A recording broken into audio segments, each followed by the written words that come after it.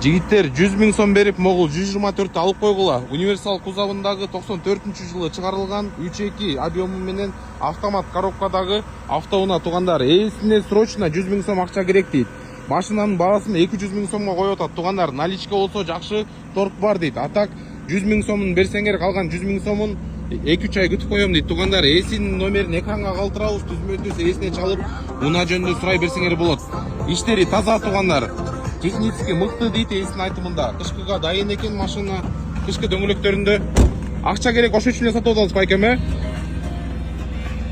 Ээсинин номерин экранга калтырабыз, ээсине түзмө-түз чалып тугандар. Басып койсоңор болот могул автоунааны. Аркасында запасной сиденьясы дагы бар дейт тугандар. Дареги талаш шаарында 3-чү ряд сиденья бар дейт байкебиз. 94-жылы чыгарылган 3.2 объему менен тугандар. Мотору түтөбөгөн, коробкасы силикпеген. 124-тү 200 000 сом баасы менен коюп атабыз достор. Эгерде 100 000 сомго машина таппай аткан болсоңор, ушул вариантты көрөсүңөрбү дейм да. 100 000 сомун азыр берип, 100 000 сомун 2-3 ай байке менен келишип, сүйлөшсөңөр күтөбүз дейт достор. Срочно чалып бергилсеңер болот.